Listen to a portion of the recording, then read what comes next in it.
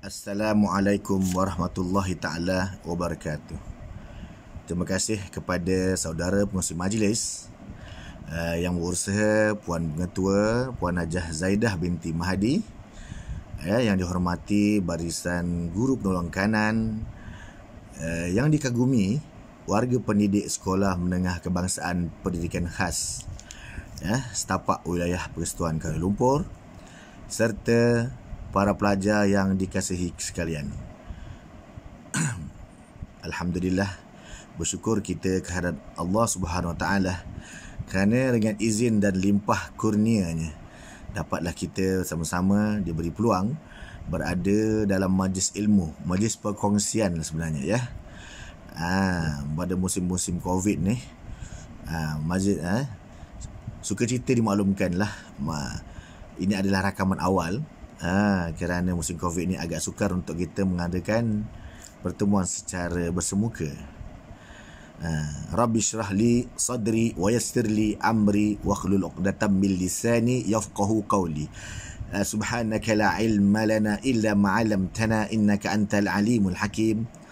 Rabbana iftah bainana wa baina qaumina bil haqq wa anta khairul fatihin. Allahumma salli ala sayyidina Muhammad wa ala alihi wa sahbihi wa sallim. Amma ba'd. Apa khabar semua? Ya, saya doakan anda semua berada dalam the best shape lah, dalam keadaan sihat walafiat. Saya dimaklumkan warga SMK Beringhan Khas Tapak ni mengadakan majlis sempena nuzul Quran ni di surau Ainul Qalbi. Cantik nama surau tu. Mudah-mudahan hati kita akan bercahaya lah dengan rahmat Allah yang memayungi kita. Kerana pada setiap majlis ilmu tidak adalah apa jua melainkan di mana malaikat-malaikat akan datang berkumpul berbondong-bondong daripada bawah dan akan berlapis-lapis hingga ke langit Allah Subhanahu Wa Taala, mohon keampunan dan rahmat kepada orang yang berada dalam majlis ilmu. Okey.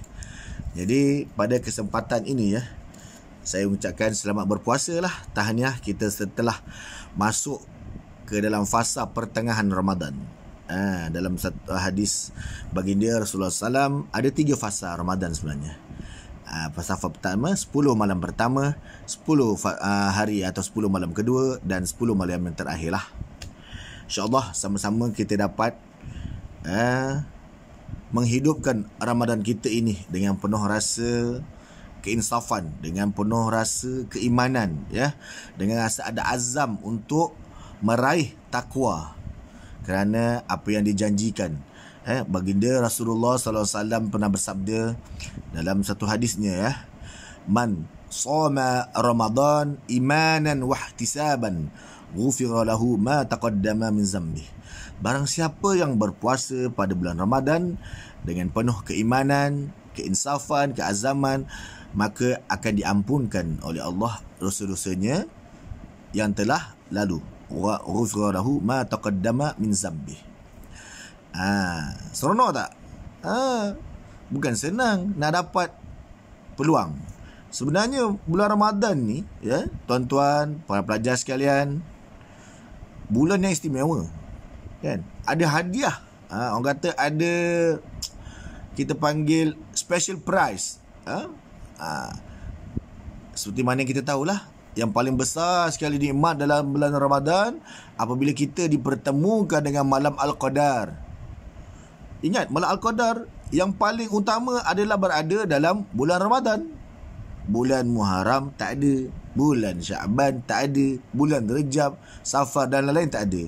Keistimewaan bulan Ramadan ialah antaranya diturunkan ataupun diberi peluang kepada umat Muhammad sallallahu alaihi wasallam akan dipertemukan dengan malam Al-Qadar, malam yang lebih baik daripada 1000 bulan.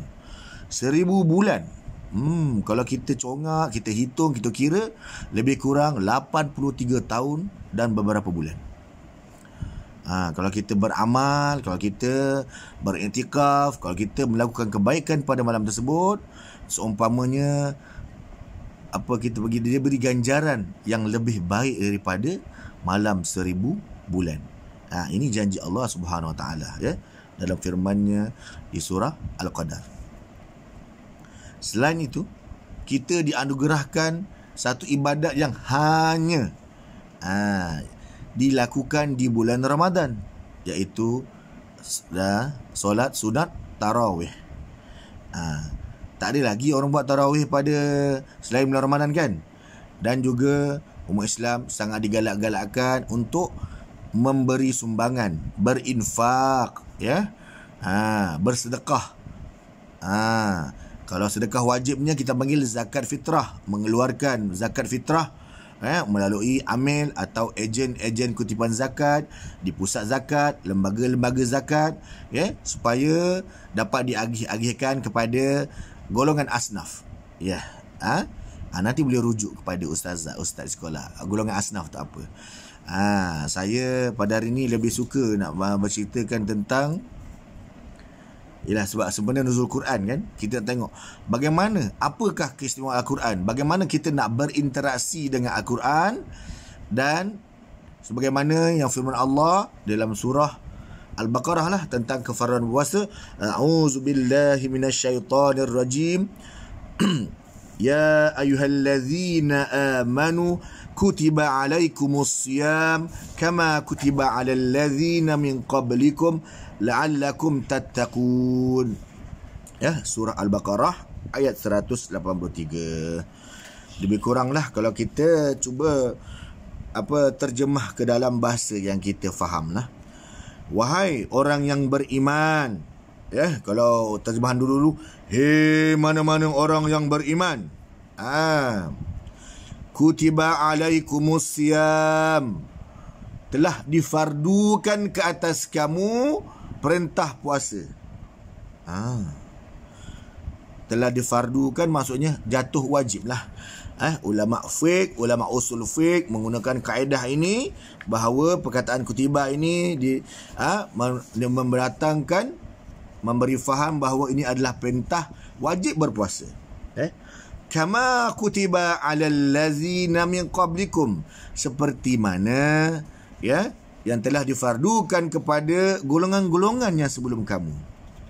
Ya, la'allakum tattaqun. Ya, dengan mudah-mudahan yang kita panggil apakah hasil ataupun matlamat result yang kita nak daripada puasa ni. Kalau dalam firman Allah SWT ni, Allah bagi tahu mudah-mudahan kita meraih darjah takwa, kualiti takwa. Bukan makan dekat restoran takwa. Memang ada restoran takwa dekat Seri Gombak ya, dan beberapa tempat lain ya. Sekadar selingan. Okey, para pelajar yang dikasihi Allah SWT, saya sebenarnya kagum dengan anda semua. Anda merupakan insan terpilih, insan istimewa. Walaupun anda memulai kelainan upaya ya, kita panggil kelainan upaya lah. Ada bermasalah penglihatan ya, yang mungkin tak nampak image ataupun cahaya, ataupun yang penglihatan yang sedikit ya. Tapi saya yakin Allah telah berikan anda keistimewaan di mana mata hati anda lebih terang, bahkan lebih terang daripada orang yang derianya sempurna, deria penglihatan yang sempurna, contohnya seperti saya lah ya. Jadi walaupun anda ditakdirkan mempunyai masalah penglihatan atau kelainan upaya ini, namun jangan jadikan ini satu kekurangan atau kelemahan lah ya.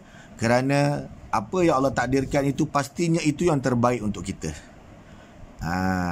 Di sinilah kita nak belajar, kita nak tanamkan kepada diri kita iaitu elemen-elemen ataupun unsur-unsur penting kepada kualiti takwa ni. Pertamanya ialah redha.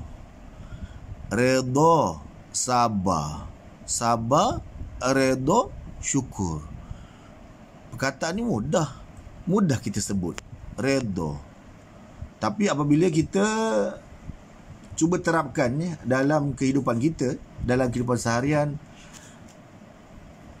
sedikit beratlah, sukar. Saya sendiri pun banyak yang telah lalui Ujian dalam kehidupan, Allah memberikan ujian ya dalam kehidupan untuk menguji kita. Benarkah kita beriman? Benarkah kita mengatakan aku beriman kepada Allah, aku beriman kepada malaikat, aku beriman kepada kitab, aku beriman kepada Rasul, aku beriman kepada hari kiamat, dan aku beriman kepada takdir baik dan takdir buruk.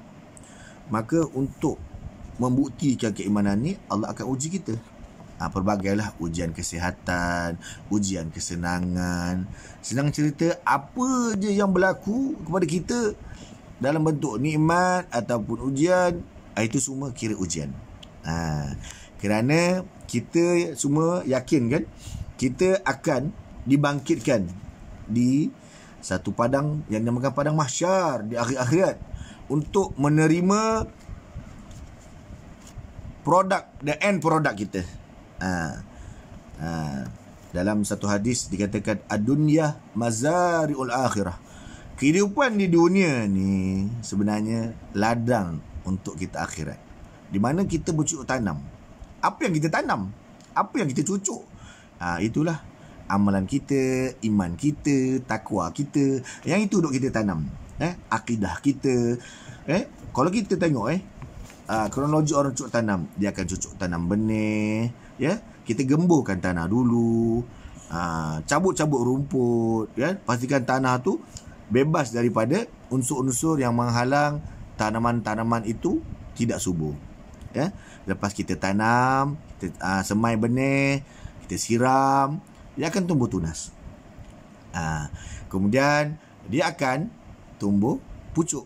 Dia akan naik-naik, batangnya menjadi lebih tinggi dan tinggi, dan perlu masa untuk kita baja, dan terus dengan proses penyiraman, proses memangkas dahan-dahan, ranting-ranting, ataupun membuang daun-daun yang tak diperlukan, seterusnya. Begitu juga dengan iman kita. Kita kena tanam dengan bagaimana suburkan iman. Pertama dengan sifat-sifat mahmudah lah. Salah satu dia ialah menerapkan sifat kesabaran, redha, syukur, ya, sentiasa bersangka baik, ya, dan lain-lain lagi.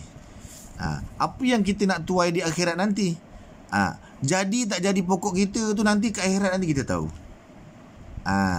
Di mana akan kita panggil, ada pemeriksaan kualiti nanti kat sana. Wahai fulan min fulan, pokok keimanan awak ni, pokok ketakwaan ni betul ke macam ni?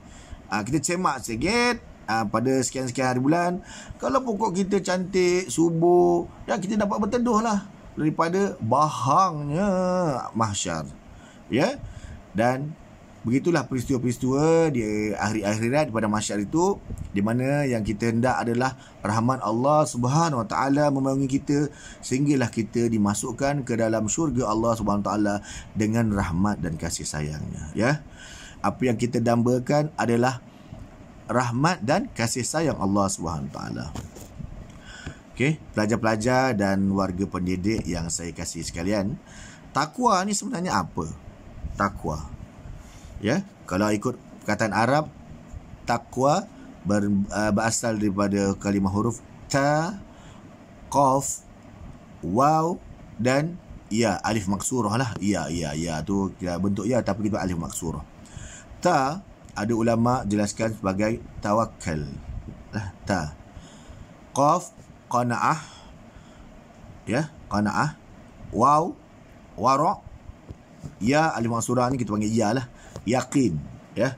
Di mana ciri-ciri ini kalau dibahaskan, kalau dihuraikan oleh ulama-ulama terdahulu, kita sebagai umat Islam, ya, umat orang yang mengaku beriman, hendaklah bertawakal, menyerahkan diri sepenuhnya kepada Allah Ta'ala, letak kita dalam pangkuan Allah Ta'ala. Bagaimana perasaan tu? Apa sebenarnya orang kata perasaan, bagaimana rasa kita nak berada dalam pangkuan Allah Ta'ala? Cuba kita anggap diri kita ini bayi, ya, yang berada di dalam rahim ibu ataupun dalam pelukan ibu. Bayi tu sebenarnya memang berserah sepenuhnya lah terhadap ibu tu, dalam rahim ibu tu. Siapa lagi yang dia nak berserah? Ya, tengok kali kejadian bayi dalam rahim ibu. Memang kepada Allah SWT dan rahim ibu. Rahim-rahim ni sebenarnya maksud kasih sayang. Sayang. Rahim ibu tu tempat sayang ibu tu. Perut ibu tu, rahim ibu tu. Ya. Cuba kita bayangkan, kita ambil masa sejenak. Kita bayangkan kita berada dalam rahim ibu, ya.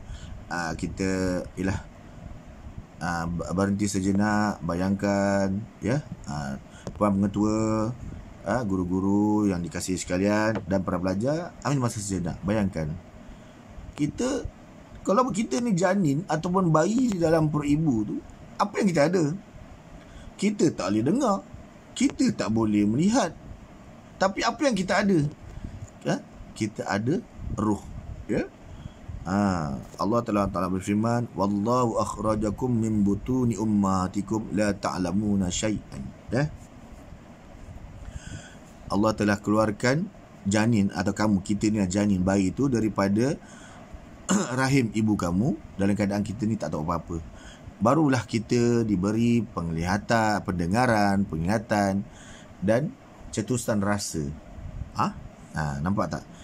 Bayi dalam kandungan, Siapa yang, apa menyebabkan dia rasa secure dalam kandungan tu?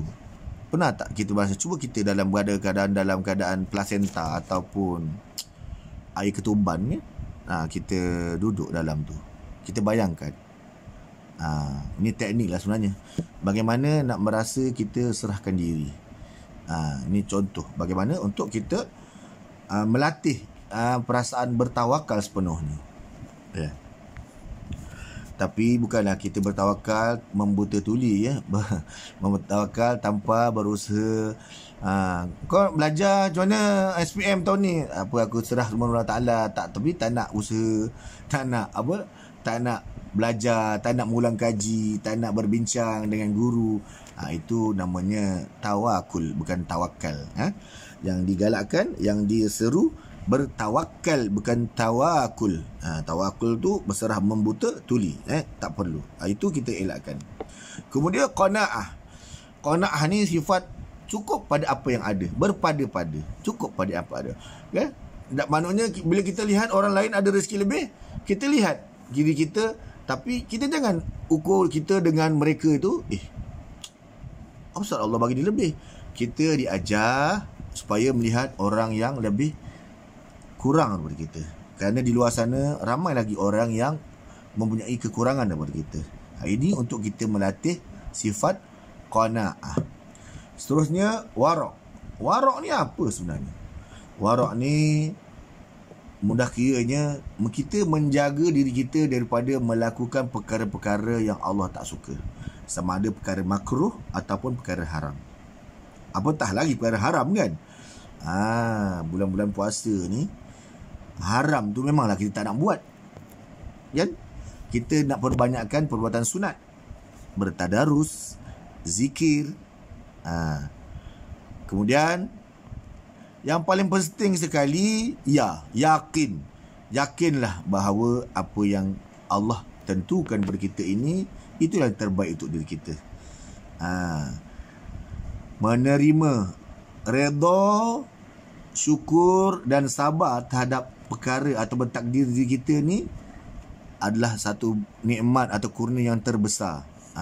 Boleh rujuknya, tanya nanti Ustaz Muhammad Amin tu, dia boleh bantu kamu jelaskan, ya. Ustaz Muhammad Amin merupakan sahabat saya lah, junior saya di universiti, tapi merangkap sahabat karib saya, sahabat baik saya, insya-Allah di dunia dan akhirat untuk selama-lamanya, insya-Allah. Allahumma salli ala Sayyidina Muhammad wa ala alihi wa sahbihi wa barik wa sallim.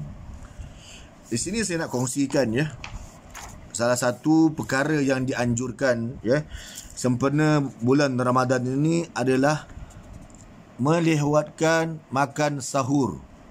Apa dia? Melewatkan makan sahur. Tuan-tuan dan para pelajar yang dikasihi Allah SWT, waktu sahur ni sebenarnya bila? Waktu yang dikatakan waktu sahur, makan sahur, ya, waktu dalam bahasa Arab dipanggil waktu sahar, atau kalimah plural, dalam plural ataupun kalimah jamaknya ashar, ya. Sebenarnya ibadat dalam Islam ni dia ada kesinambungan. Contohnya kita juga digalakkan lah mendirikan solat tahajud, ya, solat sunat sebelum fajar, ya. Nanti kita tengok apa perkaitan dia dengan waktu sahur. Okey. Guru-guru, ya, yang cantik, molek, yang handsome, yang berkarisma, semua ni, ya, boleh lihat, ya, surah Az-Zariyah, surah yang ke-51 ayat yang ke-18. Mana Allah Taala memberitahu kepada kita. Kita baca kan? Kita baca kan? Okey, tengok surah tu insya-Allah firman Allah Taala dalam surah Az-Zariyah ayat yang ke-18.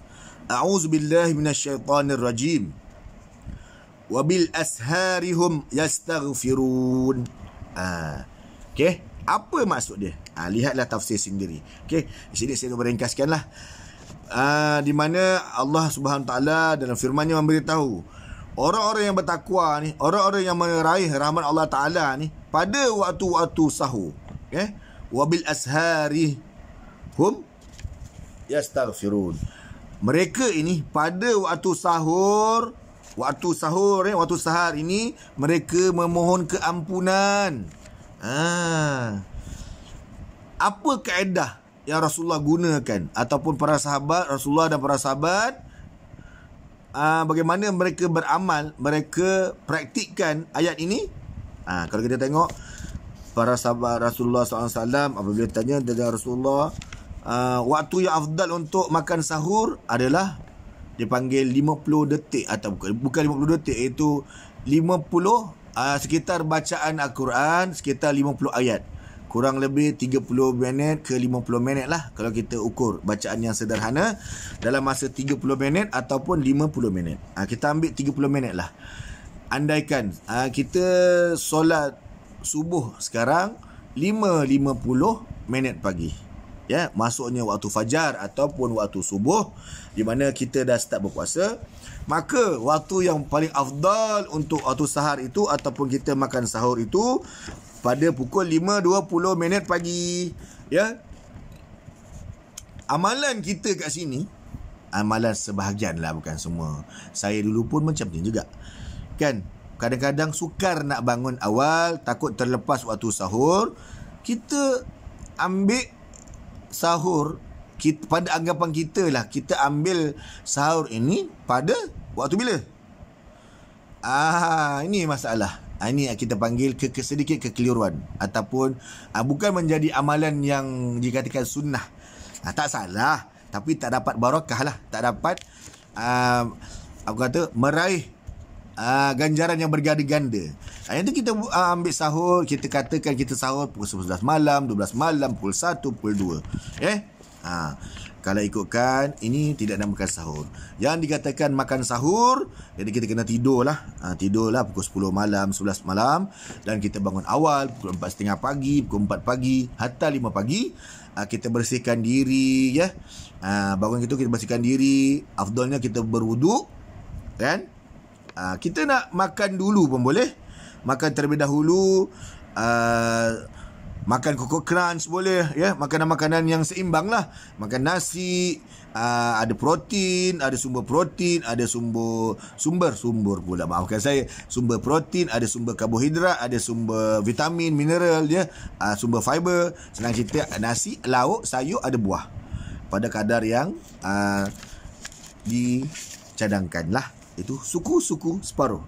Maksudnya suku nasi, suku lah kita punya lauk, suku juga kita punya sayur, dan suku juga portion kita untuk buah.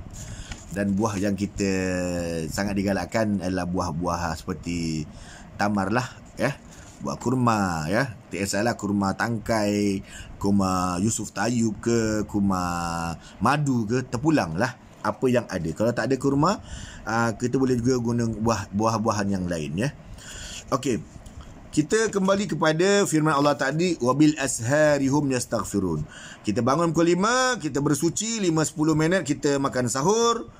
Kemudian sampai 5.30 minit kita selesai, berehat sebentar, kita ambillah wudu, pakai pakaian bersih, tunaikanlah solat tahajud ke, solat sunat, taubat, apa-apa solat sunat yang kita nak buat. Kalau macam saya akan buat solat taubat, hajat dan tahajud lah. Dan kalau sempat kita tutup dengan witir 1 atau 3 rakaat. Kemudian antara tasbih atau zikir yang paling dianjurkan itu adalah 2 kalimah yang sangat ringan di lidah, ya, sangat ringan di lidah, tapi timbangannya melebihi dunia dan seisinya. Kalimah zikir ini adalah tidak lain tidak bukan adalah kalimah subhanallah wa bihamdihi subhanallahil azim. Kalau ikut guru saya, ada satu riwayat ditambah, okay? Subhanallah wa bihamdihi subhanallahil azim astaghfirullah. Nampak tak? Kita memuji Allah dengan kalimah tasbih, kemudian kita memohon keampunan. Jadi nampak tak? Sesuai tak dengan ayat tadi? Kita hubung kaitkan dengan ayat tadi, wabil asharihum yastaghfirun. Nampak? Orang kata, kita kalau bahasa orang putihnya kata, kita baling satu batu boleh jatuhkan 2 ekor burung. Kill 2 birds with 1 stone, ya? Sambil menyelam minum air. Sebenarnya banyak ulama-ulama kita dah kongsikan bagaimana cara-cara kita untuk meraih kita menaik taraf, upgrade keimanan kita, okey. Sebab kita tahu diri kita ni bukan sekadar fizikal kita semata-mata. Kita ada fizikal kita, minda, intelek kita, emosi kita dan juga kerohanian, ya. Manusia ini adalah unsur-unsur yang terdiri daripada jasmani, itu fizikal, emosi, itu perasaan, rohaniah, itu ruh kita lah, dan intelek, maknanya kemampuan kita berfikir, ya. Jadi kita kena naik taraf, bukan sekadar angkat muscle berat-berat tu, tapi kita nak upgrade kita supaya kita jadi kuat, sihat bersegi jasmani, fizikal kita, emosi kita, intelek kita, tapi keimanan, rohaniah, spiritual juga yang kita nak naik taraf. Allah Ta'ala ni sebenarnya sangat sayang kita. Dibaginya tubuh badan kita rehat, ya, enjin. Perut kita ni sebenarnya kita anggaplah sebagai satu enjin untuk proses makanan. Jadi bulan puasa ni lah Allah bagi dia rehat. Bagi dia rehat sedikit. Kita tahan sedikit lapar, dahaga. Okey, serta daripada melakukan perkara-perkara yang membatalkan puasa.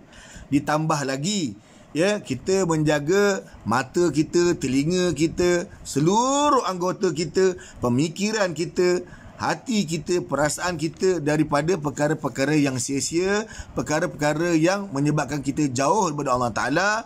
Di sini kita upgrade daripada puasa kita yang puasa orang awam, puasa orang biasa, puasa macam budak-budak biasa, budak-budak belajar baru puasa, iaitu puasa daripada lapar dahaga kepada puasa golongan-golongan yang muqarrabin, golongan-golongan yang nak meraih darjah takwa, ya.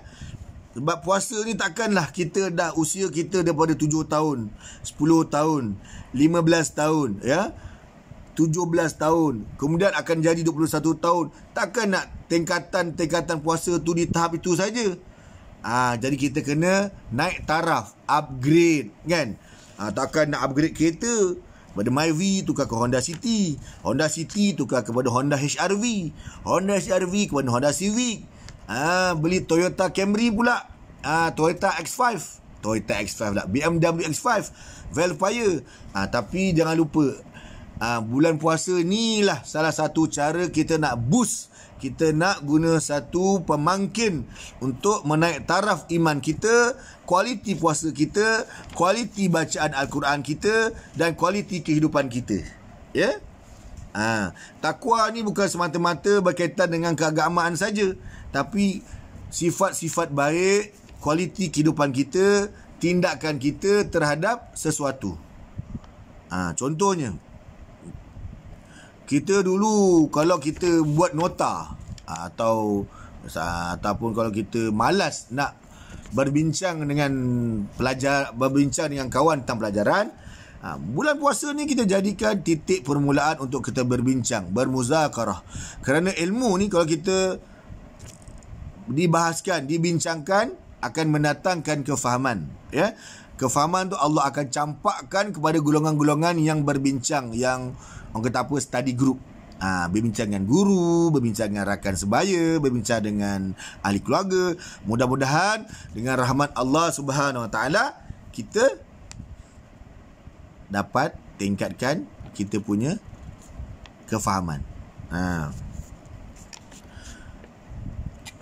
Rakan guru dan para pelajar sekalian, satu lagi nikmat yang terbesar lah yang Allah SWT beri adalah Malam Al-Qadar. Malam Al-Qadar ni tuan-tuan, pelajar-pelajar sangat masyhur lah, telah disebarkan bahawa ianya berada pada malam-malam terakhir Ramadan. Ya, Imam Ghazali rahimahullah ta'ala telah menceritakan formula bagaimana untuk meraih Malam Al-Qadar. Okey. Nanti boleh tanya Ustaz Amin. Ustaz Radi suruh tanya. Apa formula-formula Imam Ghazali mencari Malam Al-Qadar? Ini adalah berdasarkan pengalaman-pengalaman dia, ya, pengalaman-pengalaman ulama-ulama terdahulu bagaimana untuk mendapatkan Malam Al-Qadar. Kerana apabila kita dikurniakan dengan Malam Al-Qadar, itulah salah satu keberuntungannya. Mari sini saya kongsikan satu doa yang mana guru saya sampaikan. Sangat bagus untuk kita bacakan, ya, sangat bagus untuk kita amalkan, terutamanya bermula daripada malam nuzul Quran hingga akhir. Nak mula 10 malam terakhir pun tak apa, nak mula sekarang pun tak apa. Itu satu doa, ya, simple je bahasa Melayu. Kerana Allah SWT ni, dia semua bahasa dia yang cipta, kan. Kalau kita tak mahir atau tak tahu, tak faham bahasa Arab, kita boleh bahasa dalam bahasa ibunda kita lah. Okey, a'udzubillahi minasyaitanir rajim. Okey, saya akan kongsikan. Ya Allah, ya Allah, ya Allah, wahai zat yang wujud lagi maujud, demi kasih sayangmu kepada baginda Rasulullah SAW dan kepada kami semua, ya Allah, kami bermohon kehadratmu, ya Allah, agar engkau pertemukanlah kami dengan Malam Al-Qadar selagi hayat kami ada. Ya? Ingat balik doa ni.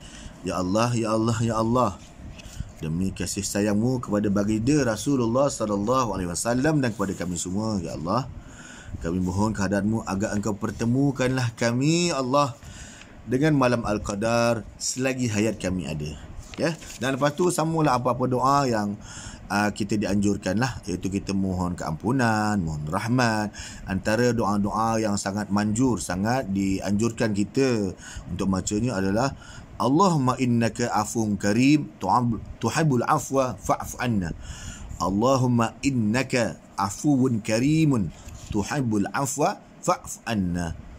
Allahumma innaka afuwun karimun tuhibbul afwa fa'fu anna.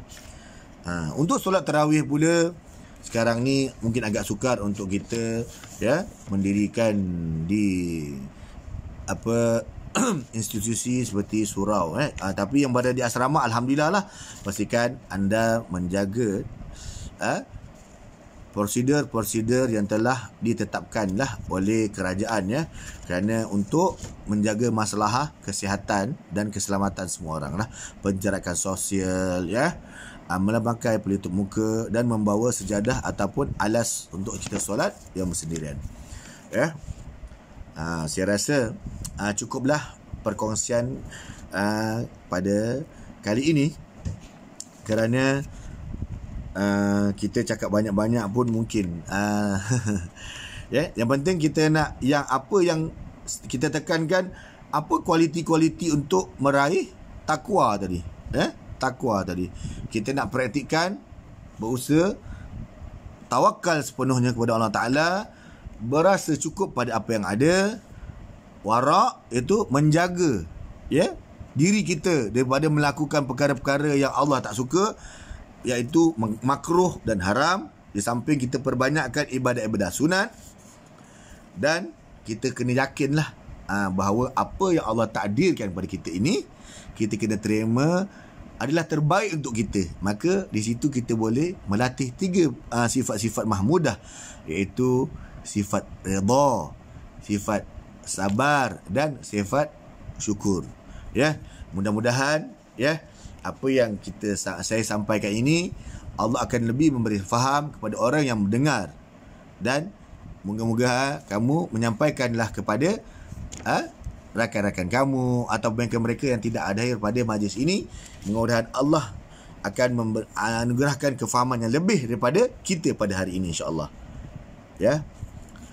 Sesungguhnya baik buruk itu semua daripada Allah Taala. Ya. Namun saya sebagai manusia juga mempunyai kelemahan. Saya pulangkan kepada Allah Taala. Sesungguhnya kita semua ni dalam rahmat Allah Taala. Ya. Kita doa mudah-mudahan majlis kita ini menjadi satu majlis yang Allah terima sebagai majlis ilmu, dan kita semua diliputi oleh rahmat dan kasih sayang Allah, dan doa-doa malaikat memohon keampunan dan rahmat buat kita dikabulkan, insya-Allah. Okey, sama-samalah kita berdoa sama-sama. A'udzubillahi minasyaitonirrajim. Bismillahirrahmanirrahim. Alhamdulillahirabbil alamin, wassalatu wassalamu ala asyrafil anbiya'i wal mursalin wa ala alihi washabbihi ajma'in. Allahumma shalli ala sayidina Muhammad wa ala alihi washabbihi wasallim. Allahumma inna nas'aluka salamatan fid din wa afiyatan fil jasad wa ziyadatan fil ilmi wa barakatan fil rizqi wa taubatan qabla al maut wa rahmatan innal maut wa maghfiratan ba'da al maut. Allahumma hawwin alaina ya Allah fi sakaratil maut والنجاة من النار والعفو عند الحساب. اللهم إنك عفو كريم تحب العفو فاعف عنا. اللهم إنك عفو كريم تحب العفو فاعف عنا. اللهم إنك عفو كريم تحب العفو فاعف عنا. اللهم اجعلنا من الشاكرين واجعلنا من الصابرين واجعلنا من عبادك الصالحين. Ya Allah, ya Allah, ya Allah, demi kasih sayang-Mu ya Allah, kami bermohon kehadirat-Mu ya Allah, agar Engkau limpahkanlah ya Allah kasih sayang-Mu ya Allah kepada kami semua ya Allah, juga kepada kedua ibu bapa kami ya Allah, sekalian guru kami ya Allah, ahli keluarga kami ya Allah, serta seluruh umat Islam ya Allah di dunia, yang sama ada yang masih hidup maupun yang telah kembali kepada-Mu ya Allah. Ya Allah, ya Allah, ya Allah, Kau terimalah segala amalan kami pada bulan Ramadan yang mulia ini ya Allah. Kau terimalah segala amalan kami, segala ibadah puasa kami, tadarus kami, bangun malam kami, solat tarawih kami, sedekah kami, infak kami, dan segala apa jua niat baik kami, perbuatan baik kami ya Allah. Sungguhnya Engkau lah yang maha pemurah dan mengasihani. Rabbana atina fid dunya hasanah wa fil akhirati hasanah wa qina azabannar. Wa sallallahu ala sayidina Muhammad wa ala alihi wa sahbihi wa wasallam. Subhana rabbika rabbil izzati amma yasifun wa salamun ala mursalin walhamdulillahi rabbil alamin. Wabillahi taufiq wal hidayah. Wassalamualaikum warahmatullahi taala wabarakatuh. Sehingga jumpa lagi pada siri yang akan datang, insya-Allah.